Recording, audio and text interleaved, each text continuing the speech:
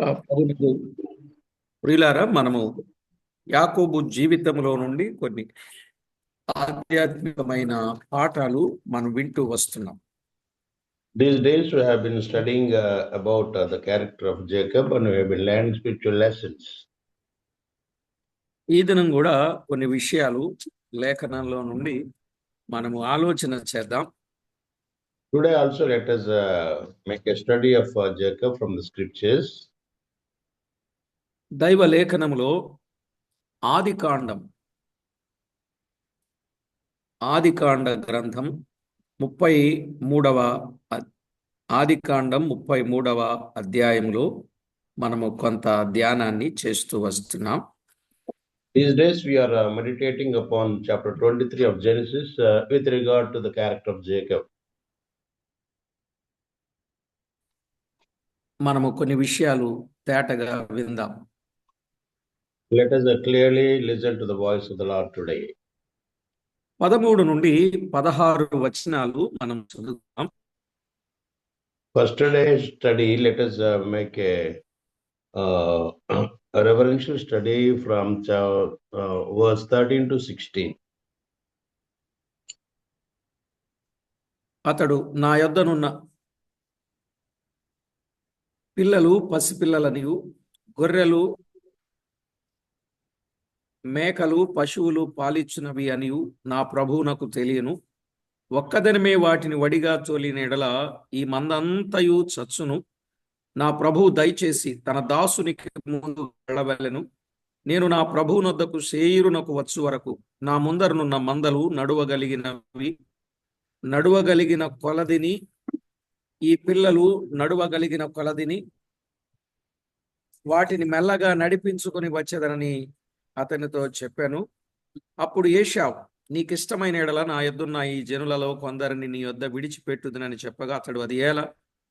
నా ప్రభు కటాక్షము నా మీద నుండనిమ్మనెను. ఆ దినమున ఏశావు తన త్రోవను శేయూరునకు తిరిగిపోయెను. The portion that is before us is from Genesis chapter 33 verse 13 to 16. In English it goes like this.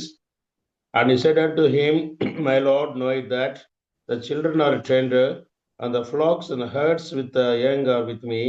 And if men should overdrive them one day, all the flock will die. Let my Lord, I pray thee, pass over before his servant, and I will lead on softly, according as the cattle that goeth before me, and the children be able to endure until I come unto my Lord unto Seir. And Esau said, Let me now leave with thee some of the flock that are with me. And he said, What needeth it? Let me find grace in the sight of my Lord. So Esau returned that day on his way unto Seir. చదవబడిన లేఖన భాగం కొరకై చిన్న ప్రార్థన చేసి వాక్యాన్ని ధ్యానం చేద్దాం. Let us say a word of prayer so that God will help us to understand the spiritual lessons here. కృపా సత్య సంపూర్ణుడవైన మా దేవ, సర్వాధికారి అయిన మా ప్రియ ప్రభువా, సమాధాన పరచి సంతోషమునిచ్చేవాడా, మీ ఘననామానికి స్తోత్రం. Our God in heaven, you are the gracious Father, you are the Almighty Lord, and also you are the one who gives reconciliation to the hearts of enemies. యాకోబు జీవితంలో నుండి ఎన్నో ఆధ్యాత్మిక పాఠాలు మీరు మాకు అందించి మమ్మను బలపరచి మమ్మను భద్రపరచి మీరు మాకు కలుగ చేస్తున్న సమస్త క్షేమమును బట్టి కృతజ్ఞతలు చెల్లిస్తున్నాం. Whatever safety and security you are giving in spiritual life to the life history of Jacob, we thank you, Lord, and we worship you, Lord. అన్ని విషయాలలో మీ కనికరం మా పైన ఉంచి మమ్మను నడిపించుచు ఉన్నందులకై కృతజ్ఞత వందనాలు స్తుతి స్తోత్రాలు మీ నామానికి చెల్లించుచు.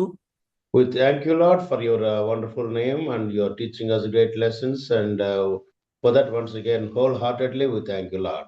సమస్త విషయాల్లో మీ సహాయం ఇస్తున్నందుకు కృతజ్ఞతలు చెల్లిస్తూ in every activity of our life you are actually your help to us, so that we thank you, Lord, once again. మాట్లాడే మమ్మును వినే ప్రజలను మీ అదుపులో, మీ స్వాధీనములో ఉంచుకొని చక్కని ఆధ్యాత్మిక సంగతులు మాకు నేర్పించమని కోరుచు, Let us be in your sphere of activity, and both we, the speakers, and also people who listen, so that we learn great lessons. మా ప్రభు అయిన యేసు క్రీస్తు నామమున వేడుచూ ఉన్నాం మా పరమ తండ్రి. In the name of Lord and Savior Jesus Christ, we have humbly submitted this prayer. Amen. Amen. ప్రభునందు ప్రియులారా, మనము యాకోబు జీవితంలో ఎన్నో అమూల్యమైన ఆధ్యాత్మికమైన సత్యాలు మనం వింటూ వచ్చాం. All these days, we have been learning a lot of plenty of spiritual lessons from the life of a valuable life of Jacob. 8-11 వచనాలలో యాకోబు నష్టాన్ని మనము చూస్తాం. From 8 to 11, we see the loss that Jacob endured. యాకోబు కానుక ఏశావుకి ఇచ్చినట్లు దాదాపు 580 జీవులు ఆయనకు ఇచ్చినట్లుగా మనము చూస్తాం. There we could see what amount of cattle that Jacob gave to Esau, nearly 580 cattle. అయితే ప్రభునందు ప్రియులారా, మరి ఇచ్చిన వాటిని పొందుకొనిన ఆయన ఎంత సమాధాన పడిరాడో ఏశావు, యాకోబు వారి జీవిత అనుభవాలు మనము చూస్తాం. The gift that Esau received from his brother Jacob, that made him to reconcile with his brother, and we can see that both of them in the heart of reconciliation. ఇప్పుడు 13-16 వచనాలలో మందను నడిపించిన యాకోబు, మందను నడిపించుచున్న యాకోబు అని చెప్పొచ్చు. For today's portion, that is verse 13 to 16, we can put a title like this: Jacob who is leading his flock. యాకోబు మందలను కాచినవాడు గనుక మందల యొక్క అవసరత బాగా ఎరిగినవాడు. Jacob was a great shepherd, and he knows how to shepherd the sheep and also how to lead them also. నిజమే, సంఘ కాపరులకు మంచి మాదిరిగా ఉన్న యాకోబు అని చెప్పవచ్చు. Here Jacob stands as a good example for the overseers who are in the church established by God. ఎందుకంటే అతడు తన యొద్దనున్న పిల్లలు, పసిపిల్లలు అనియు, because Jacob is very cautious about the children and the little ones which cannot walk. గొర్రెలు, మేకలు, పశువులు పాలిచ్చినవి అనియు, goats, sheep, cattle, and who are sucklings. ఒక్క దినమునే వాటిని వడిగా తోలిన ఎడల మందంతయు చచ్చును గనుక, in one day if you could drive them fastly according to the will, definitely they'll die.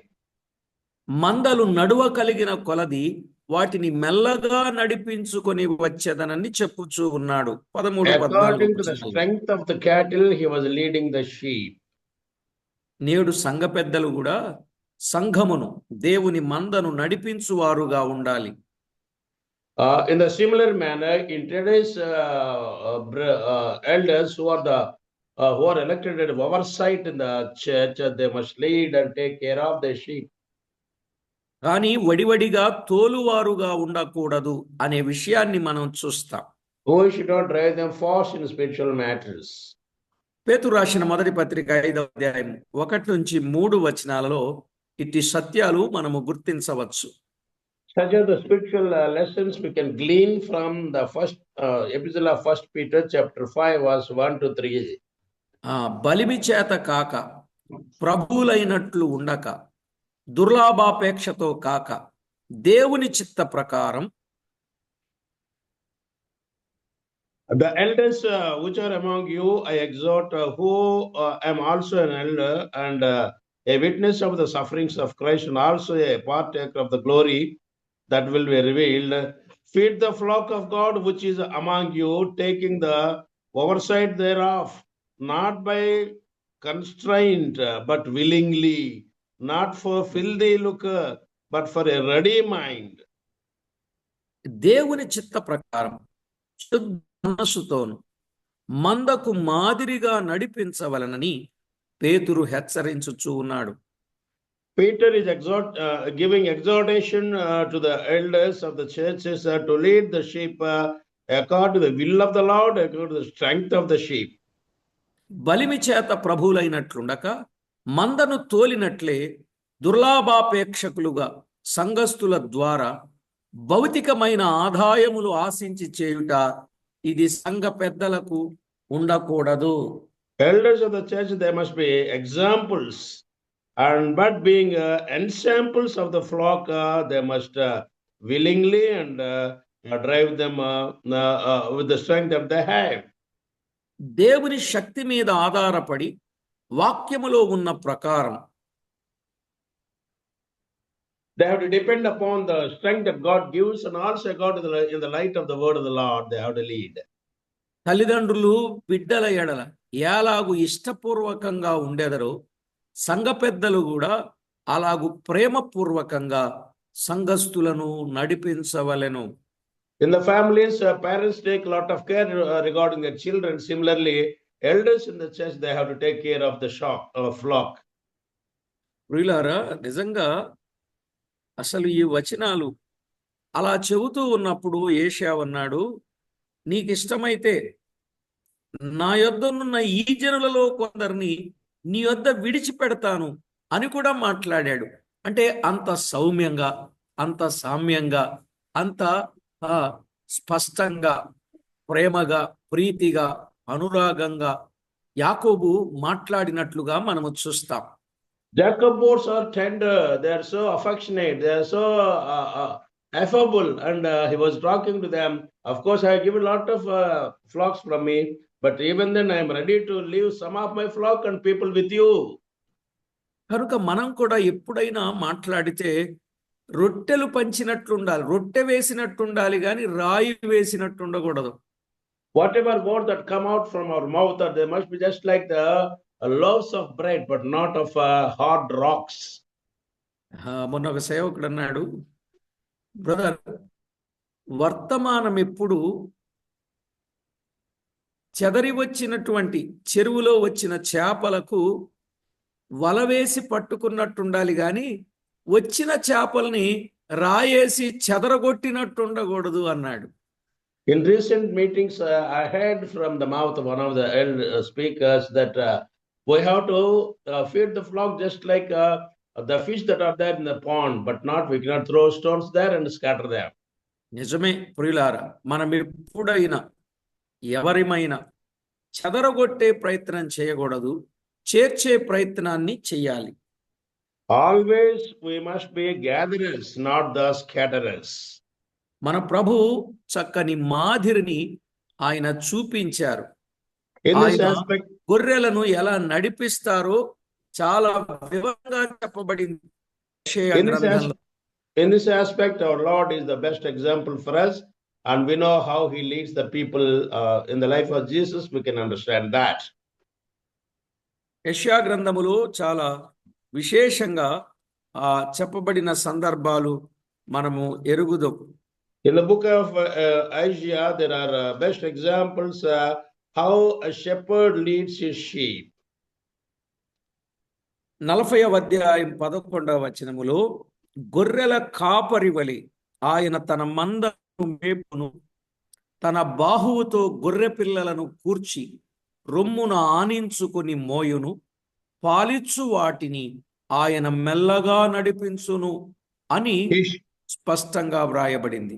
Clearly it is written here by this prophet Isaiah, he shall feed his flock like a shepherd, he shall gather the lambs with his arm and carry them in his bosom, and shall gently lead those that are with the young.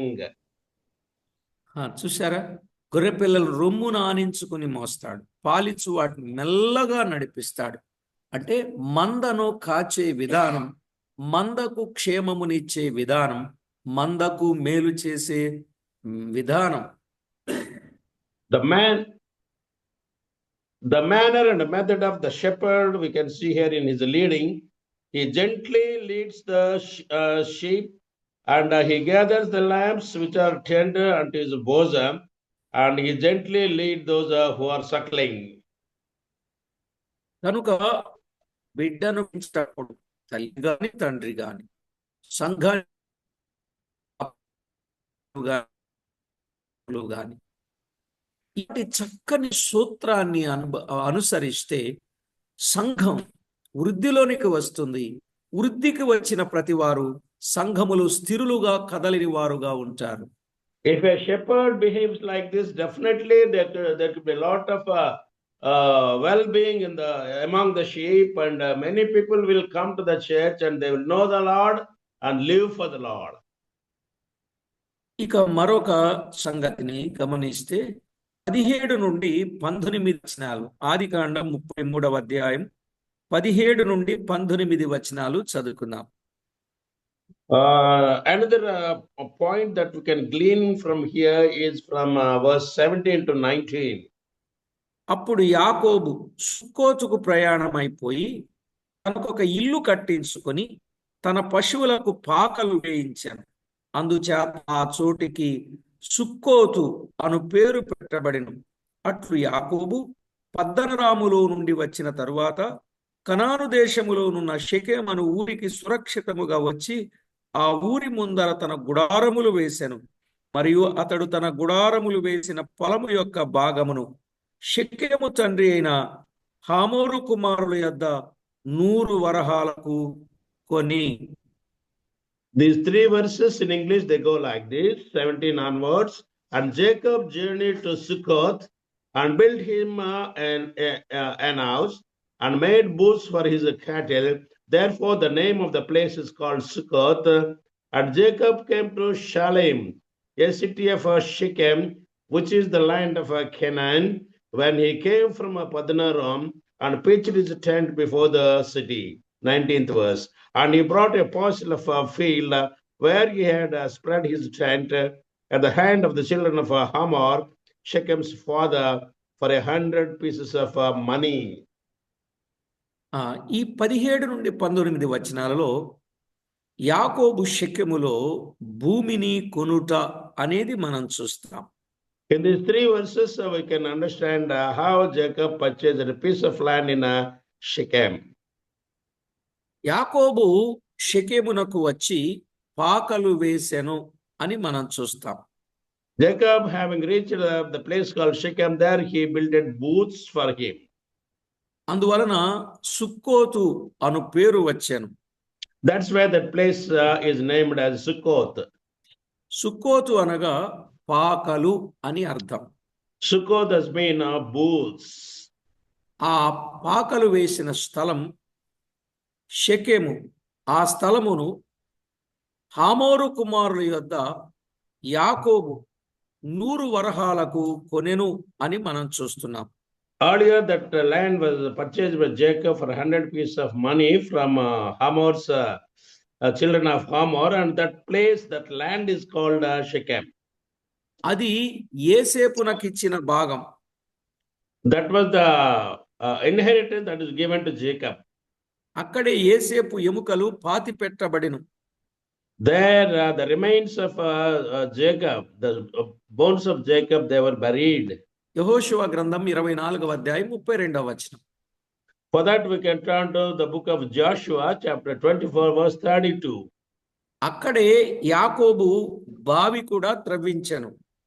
There we can understand that Jacob dug a well also. అనేక మంది అక్కడ సేద తీర్చబడ్డారు. అనేక మంది మేలు పొందారు. At that place of that Shechem, where the well was, many people they get refreshment, and also they got lot of spiritual well-being. మీకు తెలిసే ఉండాలి, యోహాను సువార్త 4వ అధ్యాయం 4 నుండి 42 వచనాలలో సుకారనే గ్రామములో యాకోబు బావి అనేది, ఇక్కడే సుక్కోతే సుకారను బావి యాకోబు త్రవ్వించాడు. ఈ బావి అక్కడ చెప్పబడిన బావి. The well that was there in Succoth that we are referring to now, It is the place which is referred by Jesus Christ in the Gospel of John, chapter 4, verse 4 to 42, as Sukaru. అక్కడ సమరయ స్త్రీ ప్రభువును అంగీకరించింది. ఆమె ద్వారా అనేక మంది రక్షణ పొందినట్లుగా మనము చూస్తాం. There we can understand that in the middle of the night, in the dead of the night, that Samaritan woman, she accepted Jesus Christ as the Savior. 42వ వచనంలో చెప్పబడింది కదా, ఈయన నిజముగా లోక రక్షకుడని మేము విని చూచి తెలుసుకొని విశ్వసించుచున్నాము అని చెప్పారు. మా అంతటా మా మట్టుకు మేము నమ్ముచున్నామని చెప్పారు. That's why the villagers are having understood the godliness of Jesus Christ. They themselves said that verily, verily, we say that he is the Savior of the world, and we understand that. అయితే ఒక సంగతి గమనించదగింది. We have to understand a point here. యేసేపుకు ఇచ్చిన ఈ భాగమును గురించి ఆదికాండం 48వ అధ్యాయం 22వ వచనంలో From this piece of land, there is some incident that took place that we can see in Genesis chapter 48, verse 22. యాకోబు, నేను నీ సహోదరుల కంటే నీకు కొంత భాగము ఎక్కువ ఇచ్చి నా కత్తితోనూ నా వింటితోనూ అమోరీల చేతి నుండి తీసుకొంటిని అన్నాడు. Jacob words we can see here in chapter 48 of Genesis, verse 22. Moreover, I have given to thee one portion above the brethren, which I took out of the hand of Amorite with my sword and with my bow. యాకోబు ఇక్కడ యుద్ధము చేసిన వాడుగా కనబడుచు ఉన్నాడు. Here in this verse 22 of chapter 45, we can see Jacob as a warrior. అయితే ఈ పోరాటం ఎక్కడ జరిగినో మనకు అంతగా వివరంగా తెలియదు. We don't have the significant details regarding the war that took place between Jacob and others. Laban యాకోబునకు హాని చేయవలని వచ్చాను గాని దేవుడు అడ్డగించెను అనే మాట మాత్రం మనం ఎరుగుదాం. We know that Laban, he wanted to do some sort of loss to Jacob, but God himself intervened. ఆదికాండం 31వ అధ్యాయం 7వ వచనములో 29వ వచనములో 42వ వచనములో చూడవచ్చు. At three instances in chapter 31 of Genesis, that significant intervention of God can be seen. 7వ వచనం, 29వ వచనం, 42వ వచనం. Those three verses are chapter 31, verse 7, verse 29, verse 42. ఏశావు 400 మందితో వచ్చాను గాని పోరాటాలైతే జరగలేదు. Esau has come with 400 people, but they did not take place any war. సమాధాన పడి వెళ్ళినట్లు చూస్తాం. Instead of battle and war, instead of a struggle, there was a peace. అయితే ఈ భాగములో యాకోబు పోరాడినట్లు కనబడతా ఉంది. 32వ వచనం. In that juncture, Jacob could wrestle in prayer, not with people. ఆ పోరాటం చేసింది ఎక్కడ? 32వ అధ్యాయములో యాకోబు దేవునితో పోరాడాడు. Where did Jacob wage a war? He waged a war in prayer, a battle in prayer. శత్రువులైన అమోరీలతో పోరాడాడు. Here in Genesis chapter 48:22, there he waged a war against Amorites. షెకెములో పోరాడినది Levi షిమ్యోనీయులే. People who battled were Levi and Shimeon. తెలుసు కదా, తన సోదరి విషయమై షెకెముతో పోరాడినట్లుగా లేవి షిమ్యోనీయులు కత్తి దూసినట్లుగా చూస్తాం గాని యాకోబు కాదు.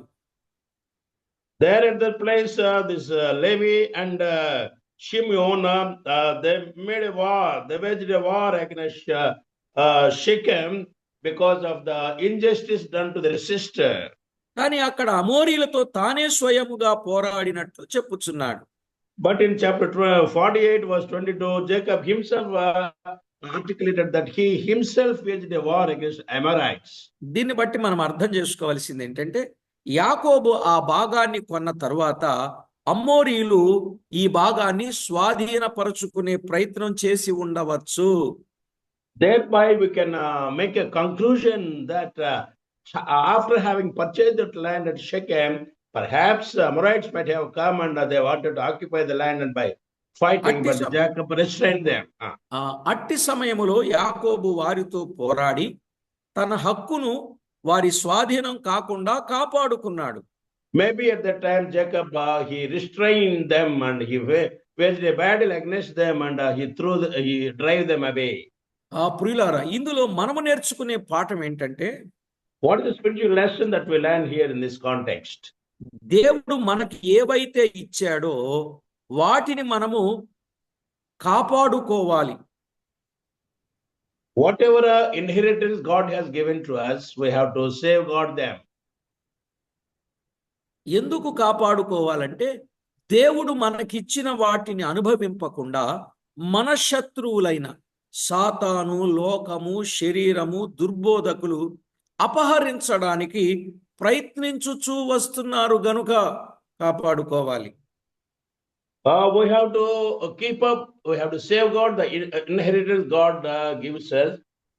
If you don't safeguard them, definitely Satan will occupy it, the world will occupy it, the flesh will occupy it, and the apostates will occupy it. ఈ విషయంలో మనం పోరాడి మనకివ్వబడిన వాటిని కాపాడాలి. Thereby we understand that we have to safeguard whatever God gives us, either in the form of man, material, or any other things. We have to safeguard them from Satan, the world, the flesh, and apostates.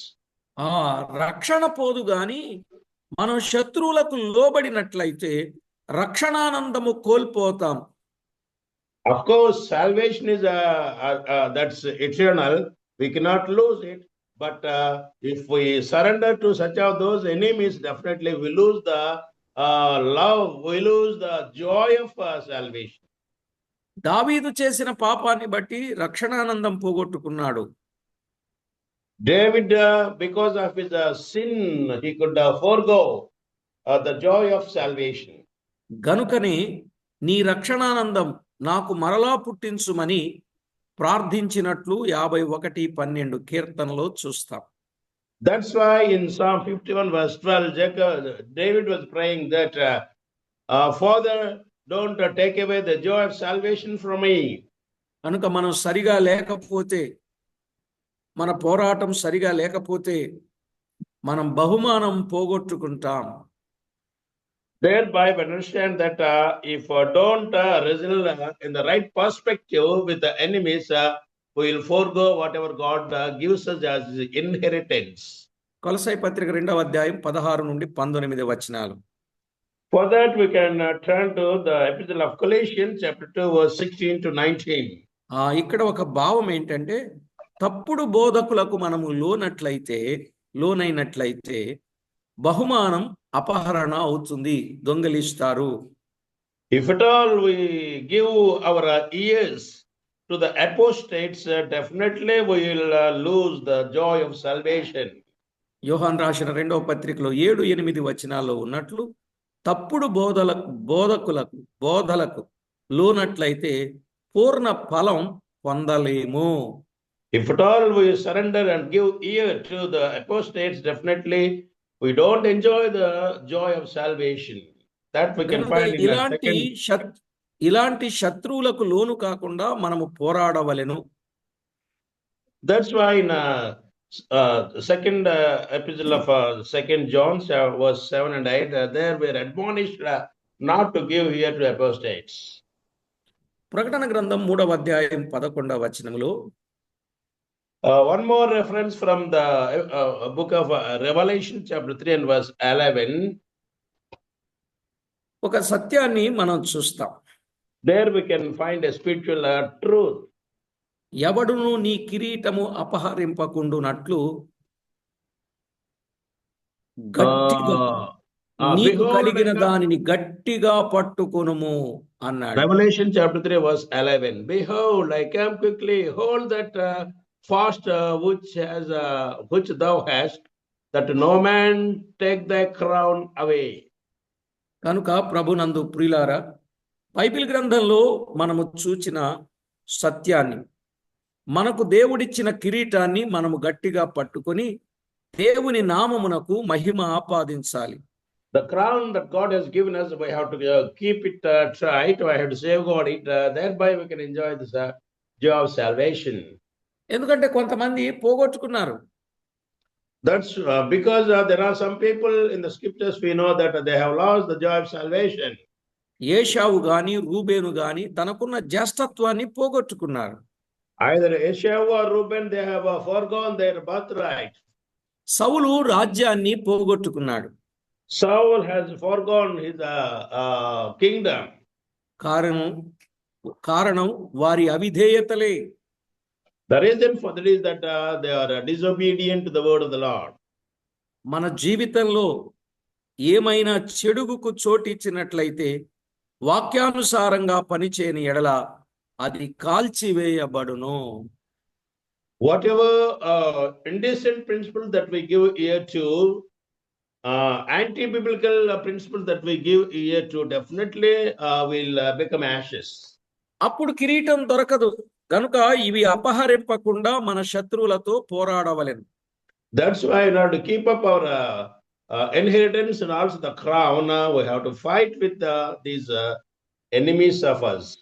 యాకోబు ఆ భాగం అపహరింపకుండా శత్రువుతో పోరాడి కాపాడుకున్నాడు గనుకని ఆ భాగం యోసేపుకు ఇచ్చాడు.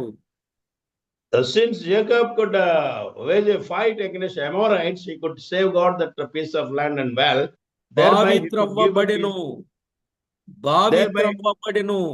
ఆ బావి యొద్ద మన ప్రభువు అనేకులను రక్షణలోనికి నడిపించెను. There was that well, and at that well, Jesus Christ could lead many people to the salvation. అర్థమైందండి? యాకోబు తన భాగాన్ని ఆయన ఎవరు అపహరింపకుండా కాపాడుకున్నాడు, శత్రువుతో పోరాడాడు గనుకని యోసేపుకి ఇచ్చాడు. బావి త్రవ్వబడింది, ఆ బావి దగ్గర అనేకులు రక్షించబడ్డారు.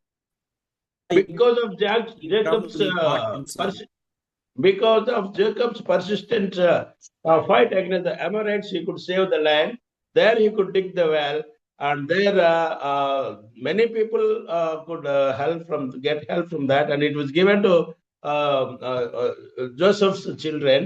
And at that place, Jesus led many people to salvation. ఇవన్నీ మనకు పాఠాలే. All these things are a great spiritual lesson for us.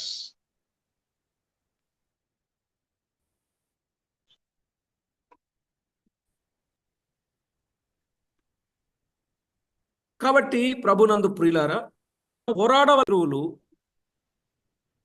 రక్తము కారునంతగా పాపమును మనము ఎదిరించాలి. So we have to fight against the evils until the last drop of our blood. Thereby we can save the inheritance that God gives us.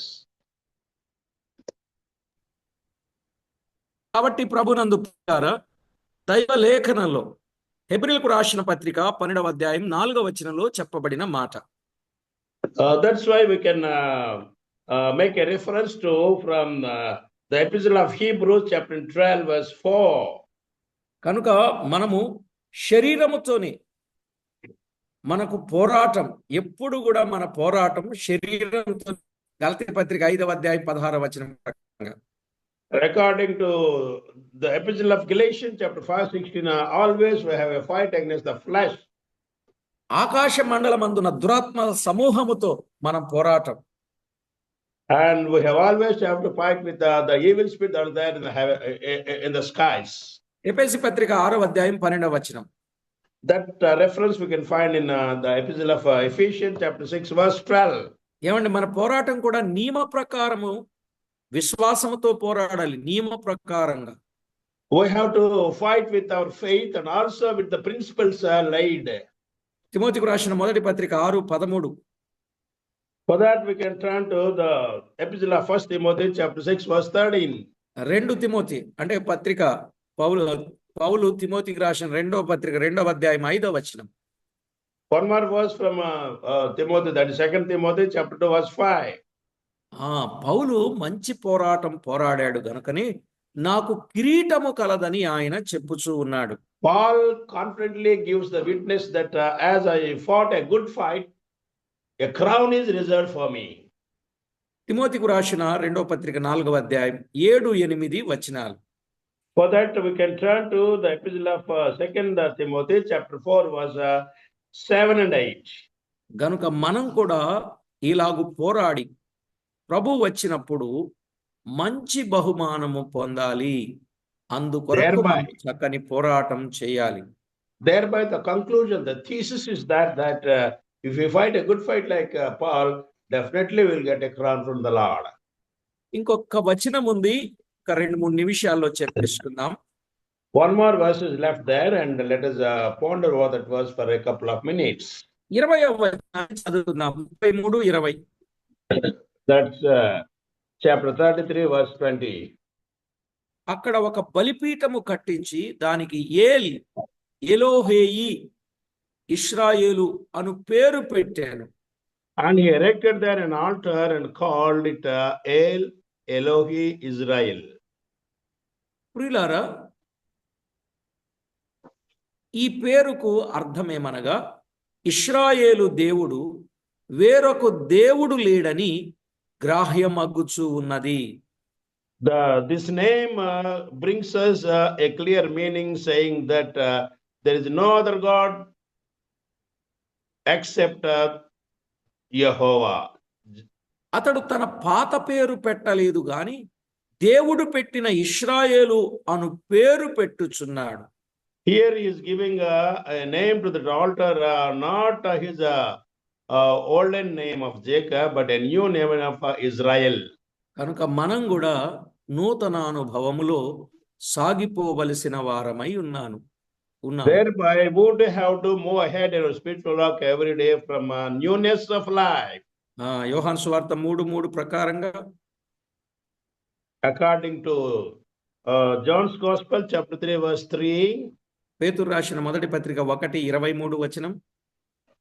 1 Peter, chapter 1, verse 23. కొరింథీయులకు రాసిన 2వ పత్రిక 4వ అధ్యాయం 16వ వచనం. 2 Corinthians, chapter 4, verse 16.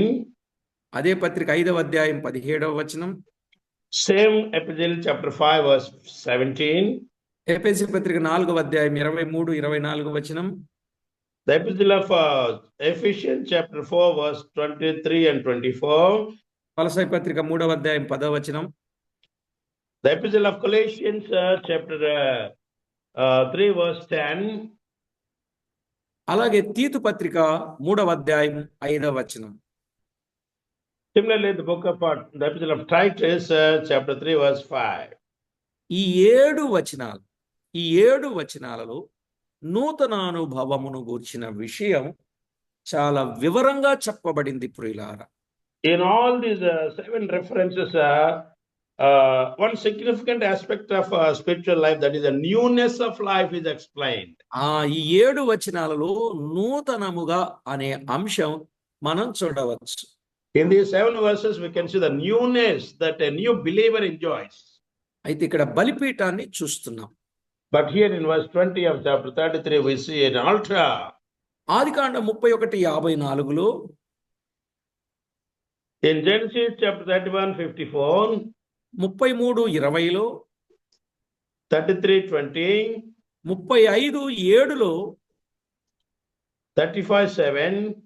ఇందులో మనము నేర్చుకున్న పాఠం ఏంటంటే, The lesson that we learned among all these 3 references is that మనము దినదినము ప్రభువుకు బలిపీఠము కట్టాలి, ప్రభువు బలిపీఠమునొద్దకు రావలసిన వారమై ఉన్నాం. day by day we have to build an altar to the Lord, and we have to come to the presence of the altar every day. బలిపీఠము దగ్గరకు ఎందుకు రావాలి? మన లోపాలు సరిచేసుకోవడానికి రావాలి. Why is that we have to approach the altar every day? Because we have to relinquish whatever sins we have. ప్రభువును ఆరాధన చేయడానికి రావాలి. At the same time, we have to exalt our Lord, and we have to bless the Lord. నిజమే, యాకోబు తండ్రి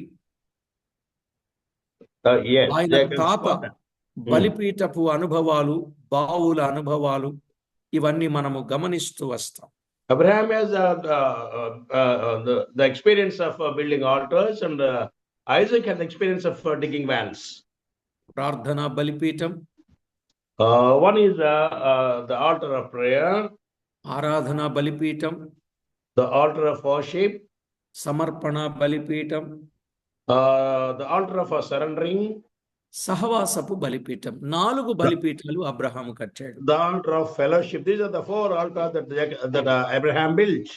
4 బావులు ఇస్సాకు త్రవ్వించాడు. 4 wells that Isaac could dig. సిత్నా, One is Sitna, ఆ, Rehoboth, రెహబోతు, Sheba, Rehoboth, అదే బేర్ షేబ, ఇలా 4 Sipna, బలిపీఠాలు కట్టాడు. Beersheba, and బావులు one more. త్రవ్వించాడు. Yeah. All these 4 wells that Isaac could dig. యాకోబు 4 స్తంభాలు, యేసేపు 4 వస్త్రాలు. ఇలా 4 వీరి అనుభవాల్లో పితరులలో నుండి మనం నేర్చుకుంటాం. Jacob built 4 pillars, and this Joseph has 4 types of garments. కనుక ఏది ఏమైనా ప్రభునందు ప్రియులారా, మన మట్టుకు మనము చక్కని పోరాటము చేసి బలిపీఠపు అనుభవము కలిగి ప్రభువుకు మహిమ తెచ్చేటట్లుగా జీవిద్దాం. అలాగున దేవుడు మనలను సిద్ధపరచునుగాక. When the experience of Jacob teaches this spiritual lesson of building altar in our day-to-day life also, let us build altar to the Lord and come to Him and renounce all the sins that we have and worship the Lord. ప్రార్థన చేసుకుందాం. Let's pray. పరిశుద్ధుడవైన మా పరమ తండ్రి, పరమందు ఆసీనుడవైన మా దేవా, మీ ఘననామానికి స్తోత్రం. Our Father in heaven, you are the Holy God. We thank you for your wonderful name. మమ్మల్ని ఎంతో ఎక్కువగా ప్రేమించి మీ కృపతో జ్ఞాపకం చేసుకుని యాకోబు జీవితములో నుండి ఆధ్యాత్మిక పాఠాలు ఇప్పటికి ఎన్నో మాకు నేర్పిస్తూ వచ్చినందుకు స్తోత్రం. You have remembered with your kindness and you have taught us a great deal of spiritual lessons from the life of Jacob so far. మమ్మను మీరు జ్ఞాపకం చేసుకుని మీకు మేము మహిమ దినదినము ఆపాదించున్నట్లు అనుదినము మీ వాక్యాహారము చేత మమ్మను పోషిస్తున్నందుకు కృతజ్ఞతలు చెల్లించుచు, We thank you, Lord, for your wonderful love towards us. You are teaching us spiritual lessons and edifying our lives. మా ప్రభువు మా రక్షకుడైన యేసు క్రీస్తు నామమున స్తోత్రము చెల్లించి స్తుతించి ప్రార్థించి వినయులమై వేడుచున్నాము తండ్రి. In the precious name of Lord and Savior Jesus Christ, humbly we submit this prayer. Amen. Amen. Amen. ప్రభునందు ప్రియులారా, యాకోబు జీవితంలో